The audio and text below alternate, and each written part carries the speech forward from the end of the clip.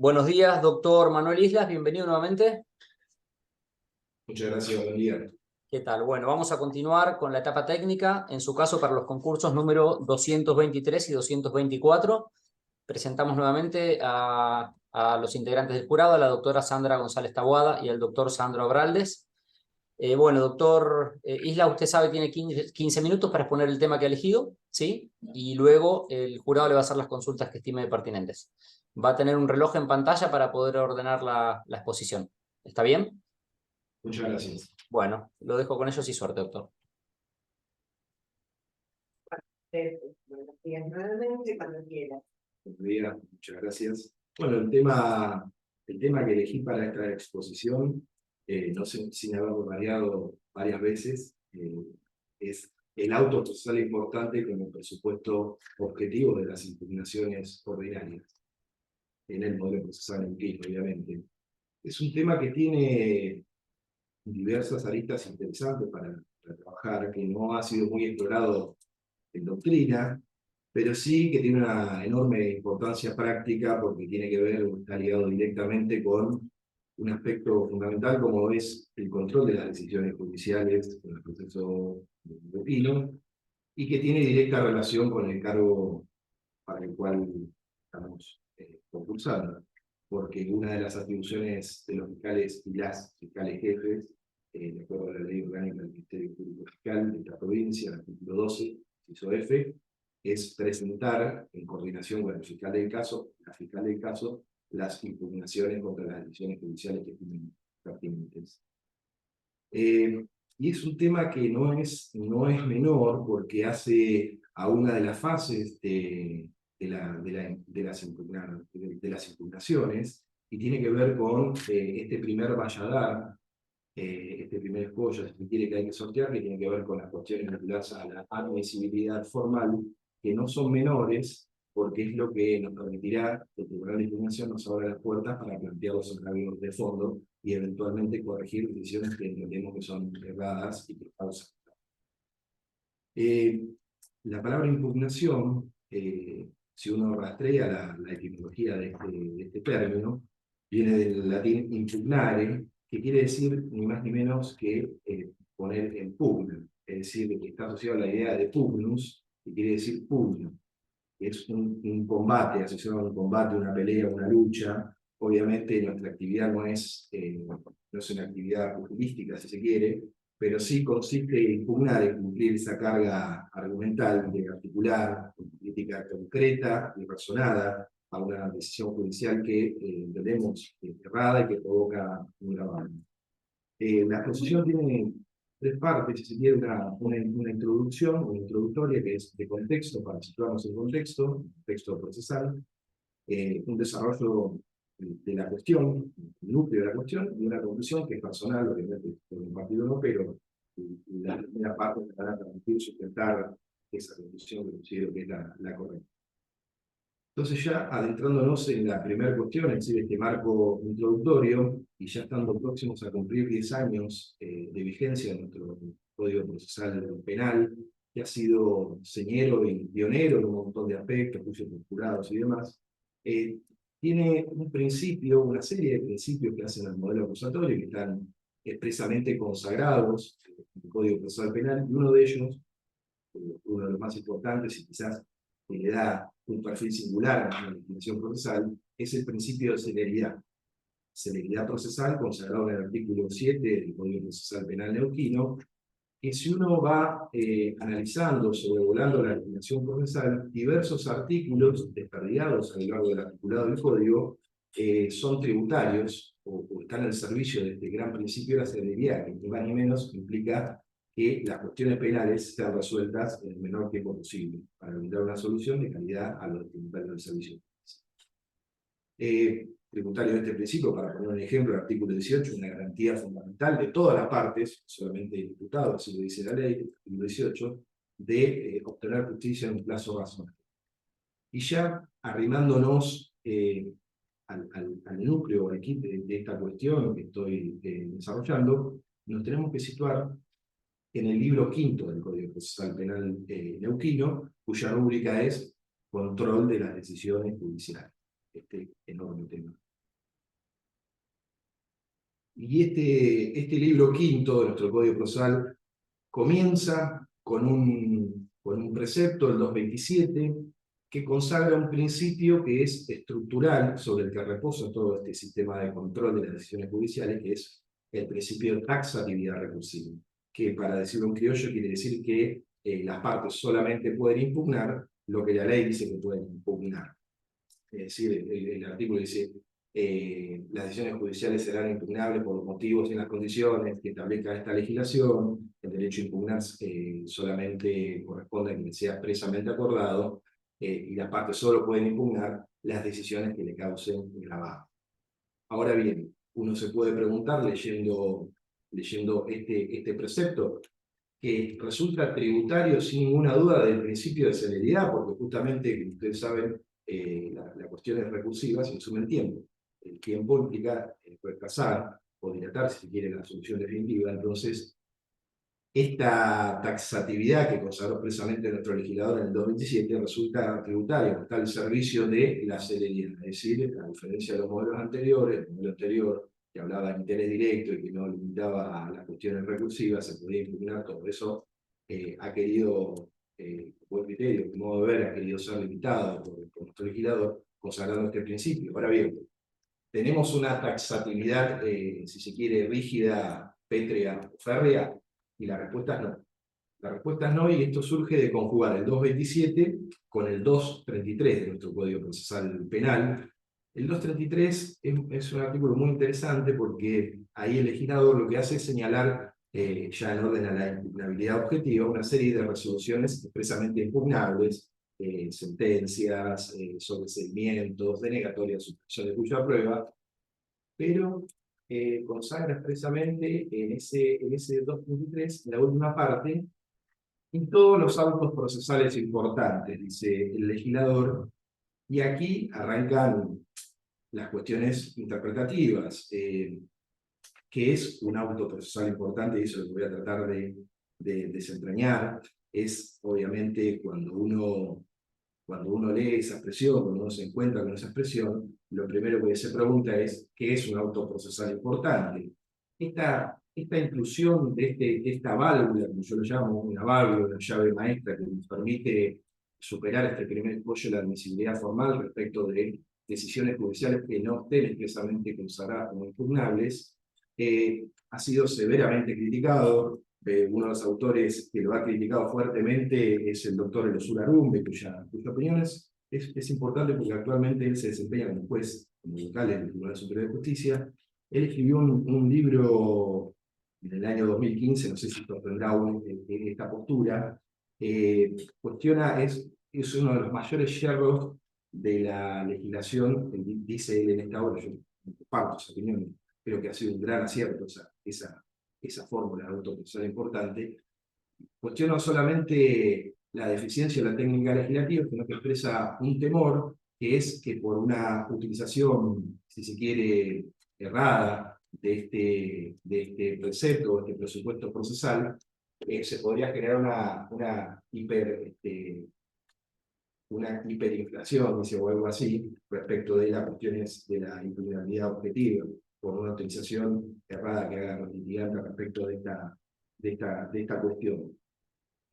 No comparto esa apreciación, si bien uno puede advertir que es una expresión de contornos imprecisos o difusos, lo cual abre cierto margen de discreción en las cuestiones de admisibilidad en base a este supuesto autoprocesal importante.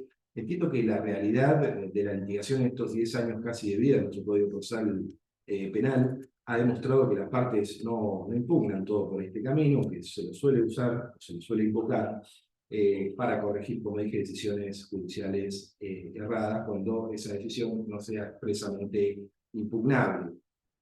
Ahora bien, es una expresión que se construye o se erige a partir de la convergencia de tres palabras: un auto procesal, un auto que es, un auto, como enseña el profesor Julio Mayer en su obra de Derecho Procesal Penal, es toda decisión judicial que se adopta en el marco de un proceso penal que resuelve alguna cuestión vinculada a alguna norma del proceso penal, y que habilita a las partes a cuestionarla justamente. Que resuelve una cuestión que no es una sentencia definitiva, sino que es una cuestión accesoria vinculada al proceso penal.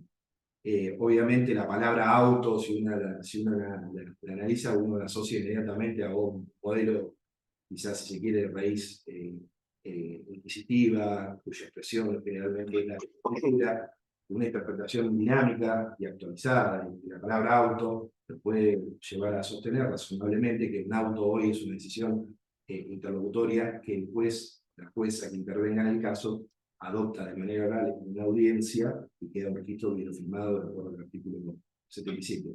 La cuestión más compleja para desentrañar de esta expresión no es este sustantivo auto, sino el adjetivo importante. ¿Qué es lo importante? ¿Quién define qué es lo importante? Y en este punto, y ya para ir entrando al núcleo de la cuestión problemática, hay dos criterios que a mi modo de ver son contrapuestos. Hay una concepción subjetiva, importante es lo que la parte considera que es importante. No coincido con este criterio, incluso Ursula Rubens en esta obra dice que solamente esta causal o este presupuesto del autoprocesal importante está contemplada para, o prevista en beneficio solamente del imputado, no para las partes acusadoras, lo cual es un error. Y la otra concepción, que es la que personalmente comparto, es el criterio que ha ido delineando el Tribunal de Impugnación en los diversos pronunciamientos, al menos de los cuales tengo conocimiento, tiene que ver con una idea objetiva que es nuclear, que es central, y tiene que ver con la idea del gravamen, y no cualquier gravamen, sino un gravamen irreparable. ¿Y qué es gravamen irreparable? Es un gravamen, una lesión concreta en algún interés jurídico tutelado, que es asimilable a una sentencia definitiva. Esto se ha traído a colación frecuentemente en unos informes de la Comisión Interamericana de Protección de los Derechos Humanos, caso Maqueda, caso Vera, donde se señaló justamente esta idea de asimilar el autoprocesal importante a una sentencia definitiva, es decir, aquellas que ponen fin al proceso o impiden su prosecución y que causan una lesión concreta. Y esto es importante tenerlo presente porque no cualquier lesión especulativa, imaginaria, conjetural, hipotética, a futuro, ameritaría o abastecería la cuestión de la importancia del autoprocesal, sino que tiene que ser un gravamen, una lesión concreta, efectiva, actual, y que amerite la intervención del Tribunal de Impugnación para corregir esa decisión judicial que resultamos desviada. He compilado algunos supuestos, por razones de tiempo no voy a desarrollar todo, pero por ejemplo me ha tocado intervenir en diversos casos que he utilizado esta válvula del concepto jurídico indeterminado, que es el autoprocesal importante, que es necesario justamente para corregir decisiones desviadas, decisiones desviadas. Por ejemplo, la revocación de una desestimación dispuesta por la cuestión no constituye delito, por el 131 inciso primero, esa decisión es revisable por el 132 por un juez de garantías o jueza. En este caso, un caso Banderet, había una cuestión, una gruesa de relación interpretativa, punto de vista, en la interpretación y aplicación del derecho sustantivo aplicable a esa cuestión. Era un delito de promoción, facilitación de la prostitución ajena, y después había, a mi modo de ver, errado en la interpretación de lo que era prostitución, no surgía legajo de verificar hasta el presupuesto de la ley penal aplicable, es decir, una decisión manifiestamente arbitraria, desde mi punto de vista, no tenía otro sendero u otro andarivel impugnaticio que no sea esta válvula, esta llave para corregir esas decisiones de vía, como lo es el 233, la idea del autoprocesal importante. Hay diversas cuestiones más que me ha tocado en la práctica también invocar este supuesto para corregir otro tipo de decisiones. Y esta por ahí la que tiene más utilidad práctica, como usted sabe, doctora, el 172 de nuestro Código Procesal Penal señala expresamente en la última parte que las decisiones que adopta un juez de garantías, una jueza, en el marco de una audiencia de control de acusación, una audiencia bisagra muy importante en nuestro proceso, donde se resuelven una serie de cuestiones como vinculadas a admisibilidad de prueba, inadmisibilidad o exclusión de prueba, sin perjuicio de la reserva de impugnación que haga la parte en ese caso, hay diversos precedentes que el Tribunal de Impugnación ha abierto la vía por el andarivel y el sendero del auto procesal importante, sobre todo en cuestiones, hay dos precedentes, Torres Antilef, de Zapala, homicidio, y después hay uno posterior también, el homicidio Tolaba, de acá está Tolaba, que también el juez había excluido pruebas relevantes para la actividad de caso de la Fiscalía impugnó esas decisiones, invocando esta causal del auto procesal importante, porque eran casos que se iban a discutir en juicio por jurado. Como ustedes saben, la Fiscalía, frente a un veredicto de no culpabilidad, salvo el caso del soborno, no tiene recurso. Entonces, había una lesión concreta actual que afectaba la intervención del Tribunal de Impugnación, y por eso abrió y declaró formalmente admisible esa impugnación, más allá de que en Torres Antilef no comparto para nada el criterio de la mayoría, y después seguimos discutiendo. Se me acabó el tiempo. Gracias, Manuel. ¿Quieres empezar vos o empiezo yo? Por favor. Interesante tema. Que elegiste. Tengo una consulta.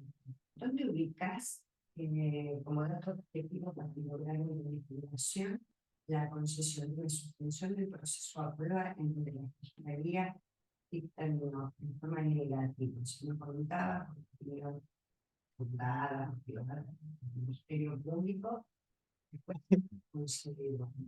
¿Vos querés que veamos si hay oposición, el juez la concede a pesar de la oposición de la Fiscalía, y bueno, la herramienta, la llave maestra para abrir las puertas del Tribunal de Impugnación es este supuesto, el autoprocesal, porque en orden a la impugnabilidad objetiva que estamos hablando. Primero, el 233, como mencioné, dice que uno de los autos o las decisiones judiciales que son impugnables es el rechazo o la denegatoria de la concesión de la suspensión de juicio a prueba. Acá sí concede. El rechazo, por eso. Entonces, el imputado podría impugnar por esta causa, rechazo o no concesión. Ahora, cuando se concede, hay un pasivo. Entonces, ¿qué hace el fiscal que en una audiencia se opuso de manera motivada, razonada y razonable, la concesión de este instituto, podría echar mano de la accesibilidad y sobre todo a la cuestión de la objetiva, a la idea del autoprocesal importante y a las cuestiones medulares de la función de los fiscales, como es el ejercicio de la acción de ¿Cómo compatibilizas si la suspensión del proceso a prueba no puede pegar el proceso, no lo puede equiparar a la sentencia crítica? Yo creo que hay una cuestión ahí una cuestión de gravedad institucional vinculada a la autonomía funcional del Ministerio Público Fiscal, consagrado precisamente no solamente en la ley orgánica, sino también en el Código Procesal Penal, artículo 79 del Código Procesal Penal, y hay que ver también la naturaleza del conflicto que tenemos, que está subyacente en esa cuestión. ¿Te acordás de Luchino? ¿Te acordás de Luchino? Luchino, por ejemplo, era una cuestión que involucraba compromisos internacionales y que, por ejemplo, hay obligaciones constitucionales asumidas por el Estado argentino de investigar y eventualmente sancionar. La sanción solamente se puede obtener a través de una sentencia condenatoria. Además, fíjese, el gravamen no se puede prescindir de la voluntad del titular de la acción penal para conceder un beneficio que implica, si el imputado o la imputada cumple esas condiciones, la extinción de la acción penal. Lo cual hay un gravamen ahí vinculado al correcto ejercicio de la acción penal y ligado precisamente a esta idea del gravamen. Perfecto.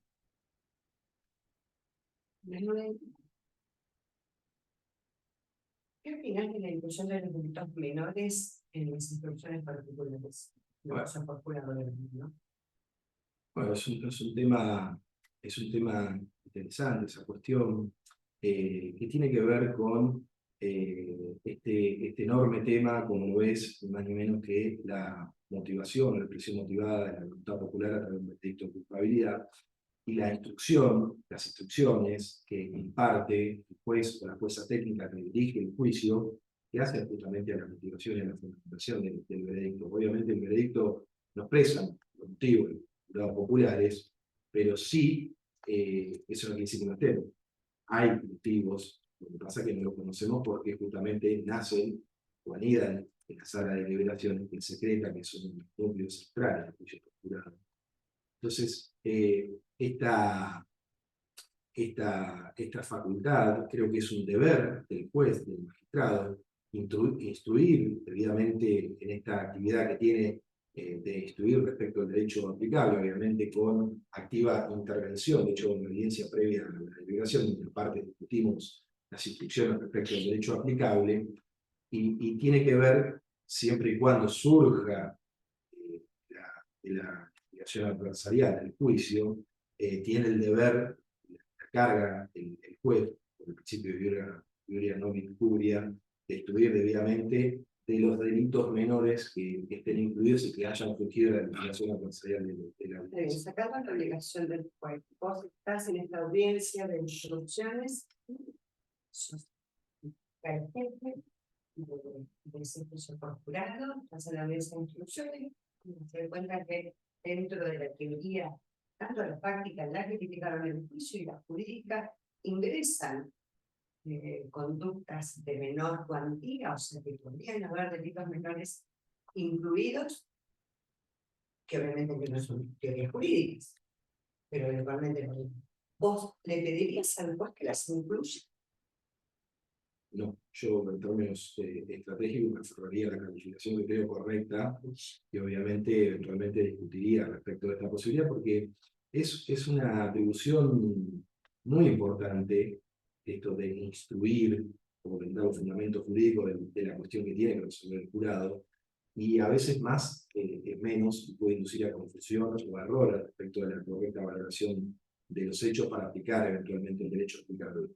Entonces yo me aferraría a la calificación postulada y sostenida de la investigación. ¿Ubicás a Álvarez Lechea de la Corte de Buenos Aires? Sí, ahí se discutió una cuestión de un delito doloso y se incluyó, por estos fundamentos que señalan, un menor incluido culposo, pero No sé. Eso le dieron vuelta. por eso le dieron vuelta, porque también bueno, había cumplido con este deber de instruir al jurado, pero ahí hay una cuestión que me quiero meter en camisa 12 varas. Está incluido como delito menor dentro de la estructura de un delito doloso, un delito culposo, y es una cuestión discutible. Hay que ver si surgió del juicio en función de las teorías en pugna, las teorías de la parte. Sería litigado. Se litigó en el juicio otras teorías que pueden saber la defensa. Tiene que estudiar respecto al delito menor incluido. Vos, fiscal, te arriesgas que te lo den vuelta en la impugnación por no haber tenido toda la información de derecho los jurados o los incluís. Yo me planto la calificación que estimo correcta y obviamente si el adversario, la contraparte, articula una teoría alternativa distinta, después tendrá que instruir de eso, que obviamente se podrá discutir, pero ya le digo, no iría con una hipótesis jurídica principal, una alternativa, porque eso debilita en términos estratégicos la fortaleza de la administración fiscal que implica la convergencia de los tres ejes centrales que son el hecho, el derecho y la prueba.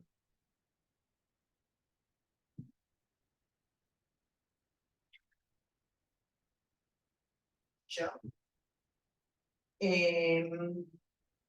Mañana tenés un juicio de abuso sexual con acceso carnal de cierta gravedad. El fiscal del caso le tomó personalmente una entrevista a la víctima.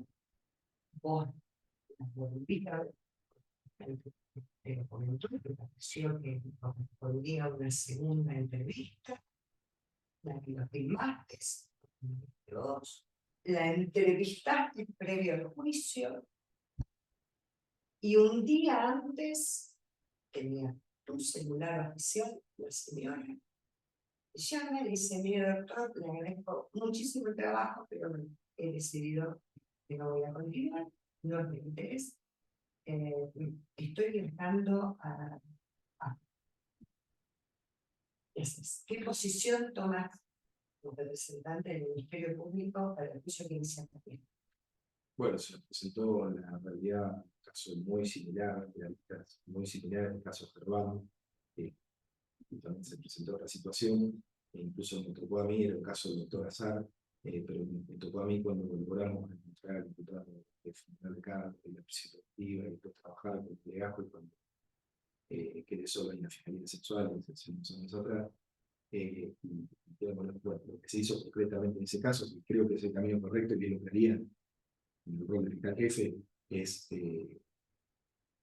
anticiparnos a esa cuestión. Obviamente, todos sabemos lo que implica el ciclo de la violencia de género, esta cuestión de las repercusiones y en qué contexto tiene que interpretarse y plantearse esta condición de vulnerabilidad. Obviamente, el ciclo de la violencia, y sobre todo en este caso, está bien marcado, el caso de Juan. Se reconciliaban, se peleaban, y se recordaba luego de las pausas, el ciclo de la violencia también con mucha, que han hecho mucha violencia, con utilización de armas, con presencia de niños, un caso muy grave, y la víctima justamente se había retractado, pero la convocamos igual, y creo que tiene que convocarse, advirtiendo la línea de captura, advirtiendo esta cuestión de género, y esto es lo que implica este ciclo de la violencia, y plantear que esta recuperación justamente lo que hace es confirmar, sin ninguna duda, que estamos en un caso de violencia de género. En este caso, la víctima compareció al juicio y tiene que comparecer. La pregunta es que yo tengo. Sí. Mi posición totalmente. Tiene que comparecer a declarar al juicio y que No lo tenés que enviar, esa de la lista, que tengo un día café. La noche en el juicio de la mañana en el sostengo la acusación con evidencia alternativa para reconstruir esos hechos y persuadir, pero más allá de todo, no son reglas alternativas de existencia de esos hechos. construir el relato para la otra. Con fuentes periféricas, sí. Ampliando a la tuya, ¿la haces comparecer compulsivamente? No, persuasivamente. Persuasivamente. ¿Por qué razón? Porque justamente, primero en ese caso, este caso puntual, estamos frente a una cuestión que está afectando al juicio, que es importante que el jurado escuche y que ella manifieste lo que tenga que decir, y obviamente se interpretará eso en contexto con el resto de las evidencias que fueron producidas en ese juicio oral. Está bien, la pregunta es ¿por qué no le mandas un patrullero? O sea, te dice, me voy a Sudáfrica mañana, Sería me plazo- estoy tomando el vuelo de mañana a la noche en Sudáfrica. Buscás en el listado, tenés dos vuelos, o había dos vuelos a Sudáfrica en una época. Tenés el horario, podés mandar el patrullero. ¿Lo haces o no lo haces? No, porque sería un caso ahí de una de las formas de violencia de mujer, está consagrado, está especialmente señalado en la violencia institucional, todo ese forma de violencia institucional. Creo que el primer camino es tratar de entrar en una conversación, persuadir, sin saber la importancia y la necesidad de entrar en ese testimonio, pero no forzarlo, en quitar su voluntad en caso que se posicione con firmeza diciendo voy, estoy de viaje, y bueno, y ahí rediseñar la estrategia probatoria de cara al juicio y sostener la acusación con fuentes periféricas. No haría uso de la fuerza pública para tratarlo, sería un caso de violencia institucional perpetrado, delegado contra la mujer que prestó su voluntad. Okay. Bien, pero la podemos complicar un poquito más. Tenés un artículo en el Código Penal que castiga al testigo reticente, que no se presenta, de incomparecencia deliberada de no presentarse. Bueno, sería... Es de acción pública. ¿Qué hacemos con eso? Sí, bueno, el Código Penal, obviamente no reconozco la existencia de ese tipo penal, pero tenemos que tener en cuenta al momento de hacer la acción penal, la sensatez, que el ordenamiento jurídico es un conjunto de normas, y hay normas de jerarquía superior, como la Comisión de Derecho Preparada, CEDAW y Muy demás. bien, pero usted no hace la ley fiscal, la ley está ahí. No, por eso, pero hay que interpretar de acuerdo a la gradación jerárquica de la normativa aplicable. El precepto obviamente está en contraposición con normativas de grado jerárquica superior, por el control de legalidad que tiene que ser fiscal. En ese caso, no es que se deroga una ley, sino que se prioriza un principio superior, como es el derecho de la mujer a vivir una vida libre. Bueno, bien, cambiamos de tema, radicalmente. Derecho, la doctora tocó un tema de suspensión del juicio a prueba. Sí. En tu opinión, ¿tiene el acusado o el imputado en un proceso penal derecho a la suspensión del ejercicio de la acción penal? tiene derecho a solicitar, no es un derecho absoluto, no. Derecho a solicitar no es lo mismo derecho a recibir. Puede, pedir puede. Pedir ¿Tiene puede. derecho? Tiene derecho a peticionar, se le conoce el Código Penal 76 bis. No, yo pregunto si tiene derecho a la suspensión, por ejemplo, del juicio a prueba.